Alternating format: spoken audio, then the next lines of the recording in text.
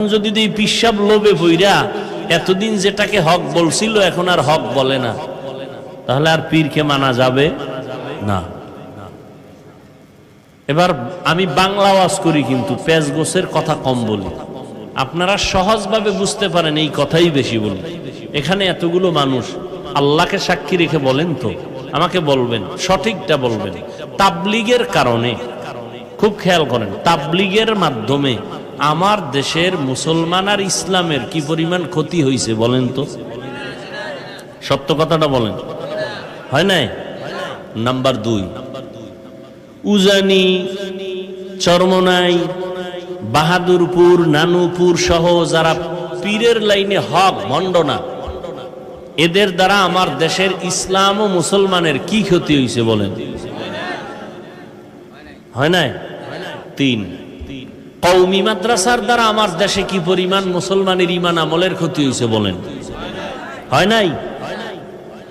তাহলে মৃত্যু পর্যন্ত কোনদিন তাবলীগের বিরুদ্ধে কথা বলবেন না, কোনদিন পীর মুরিদি যারা হক এদের বিরুদ্ধে কথা বলবেন না, কোনদিন কওমি মাদ্রাসার বিরুদ্ধে কথা বলবেন না।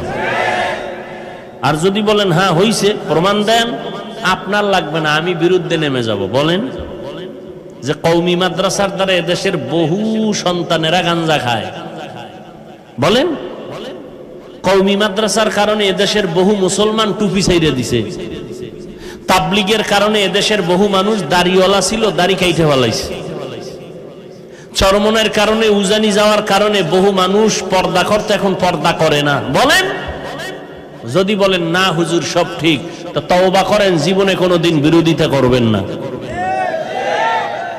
সহজ ভাষায় বললাম, কঠিন ভাষাও আমার জানা আছে, উদ্দূর গেলাম না।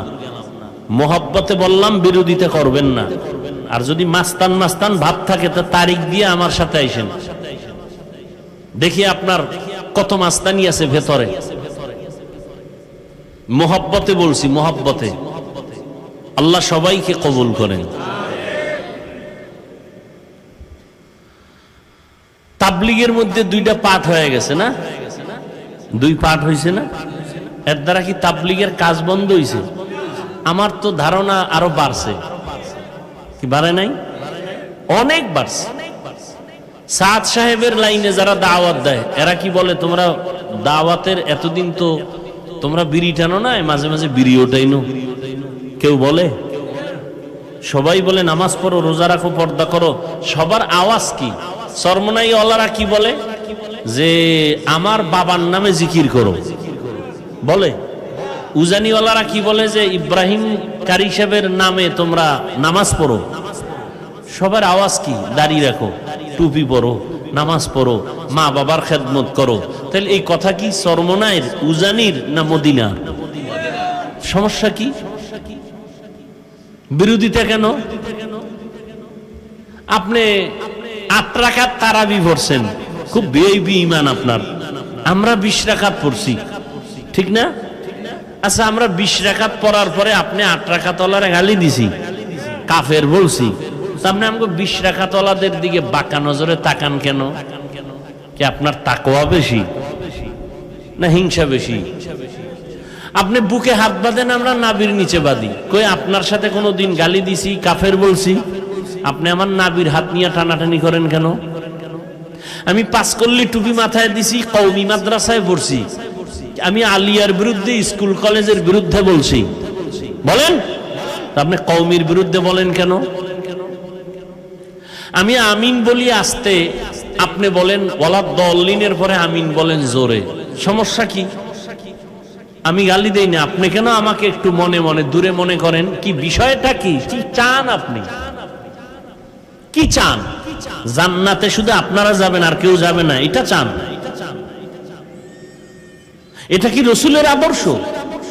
যদি মনে করেন আমরা ভুলে আছি, বুঝায় দেন।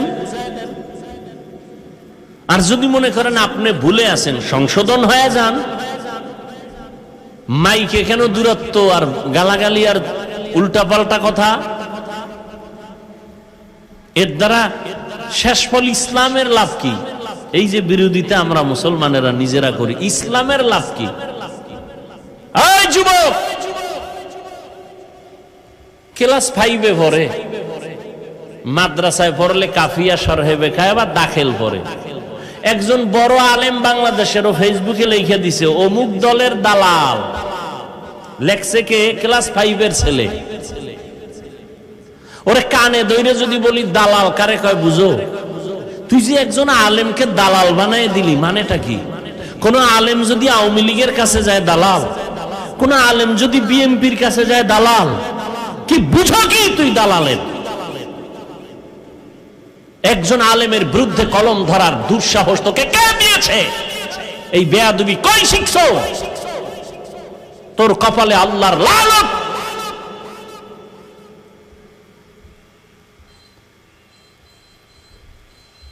ওলামায়ে কেরাম যে যাদের সাথে আছে চোখ লজ্জা হলেও ওরা আকাম কুকাম একটু কম করতে চাবে, ঠিক না? তো তুমি একজনের দালাল বানায় দিলে। আলেম বিএমপির কাছে গেছে দালাল, আওয়ামী লীগের কাছে গেছে দালাল, হাটহাজারীর হুজুরে আওয়ামী লীগের কাছে গেছে। আমাকে কওমি মাদ্রাসার ফায়দা হয় নাই? কথা কেন? সত্য কথাটা স্বীকার করো, তুমি মানো আর না মানো। ওলামায়ে কেরাম তো তাদের দাবি নিয়ে গেছেন। ওলামায়ে কেরাম বলছেন আপনারা ইসলামের বিরুদ্ধে কিছু করবেন না।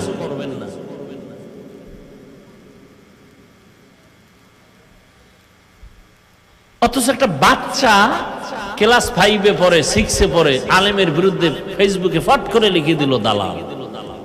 একজন আলেমের বিরুদ্ধে মন্তব্য করে ফেললো।